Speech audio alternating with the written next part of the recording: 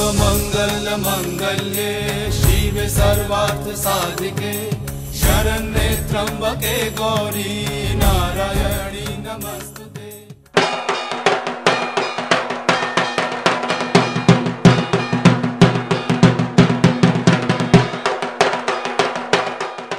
उत्सवेर रंगे साजते এবং সুরে তালে নাচতে আসতেই হবে আপনাদেরকে, মানে আমার প্রিয় দর্শকদের এই দমদম পার্কের তরুণ সঙ্গে। এখানে গোটা মণ্ডপ সজ্জায় আছে বাঁশি আর করতাল, আর সেই নিয়ে আমরা এবার সরাসরি কথা বলে নেব এই ক্লাবের এক তরুণ সদস্যের সাথে। তোমার নামটা? আমার নাম অনির্বাণ। অনির্বাণ, যদি বলো কততম বর্ষে পা রাখলো তোমাদের এই পুজো কমিটি? আমাদের পুজো কমিটি এবারে 26তম বর্ষে পা রেখেছে এবং আমাদের এবারে থিম হচ্ছে সুরে তালে বাজি উৎসবে সাজি। মূল আমাদের মণ্ডপ সজ্জায় থাকছে বাঁশি এবং করতাল।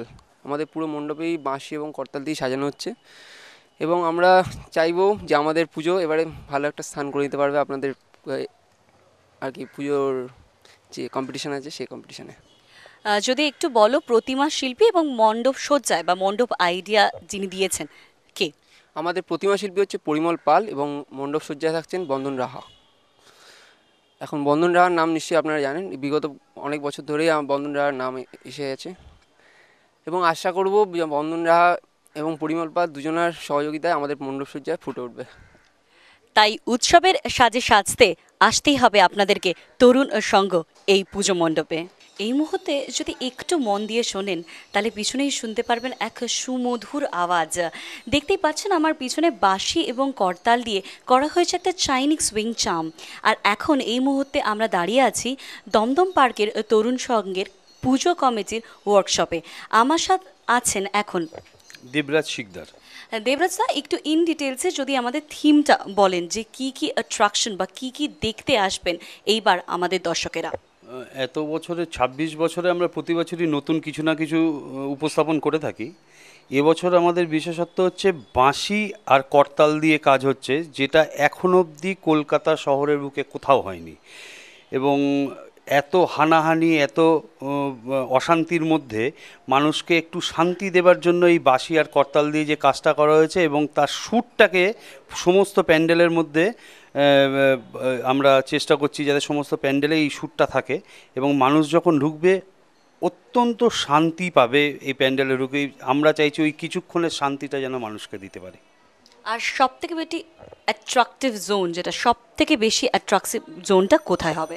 একদম প্যান্ডেলের শুরু থেকে শেষ অবধি মানুষ শুধু তাকিয়ে থাকবে কি জিনিস তৈরি করছে আমাদের এই ওয়ার্কাররা। অসাধারণ কিছু জিনিস যারা কখনো দেখেনি কখনো ভাবেনি সেই জিনিস তৈরি হচ্ছে আমাদের ওয়ার্কশপে। আর যদি দাদা একবার বলেন যে মায়ের রূপ এখানে কিভাবে হবে?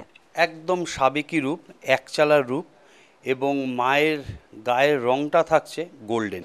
তাই এই পুজোতে যদি মাততে হয় রূপে এবং সুরে তালে, তাহলে কিন্তু আসতেই হবে দমদম পার্কের তরুণ সঙ্গে। তাহলে এবার ডিরেক্টলি চলে যাই আমরা আপ্যায়ন অ্যাওয়ার্ডের দিকে। মানে ওনারা কিভাবে আপ্যায়ন করে নেবেন আমাদের স্পেশাল গেস্ট বা আমাদের দর্শকদের। দাদা, কি প্ল্যানিং এবার? নর্মালি প্রতি বছরই একটা প্ল্যানিং আমাদের এমনিই থাকে। আমাদের মোটামুটি ভলেন্টিয়ার্স থাকে 300-350 মতো, আর আমরা সিকিউরিটি নিই প্রায় 82 থেকে 90 জনের মতো। আর এবছর যেটা থাকছে সেটা হচ্ছে রেলওয়ের এনসিসি একটা গ্রুপ থাকছে, তারা 53 জন আমাদেরকে দিচ্ছে।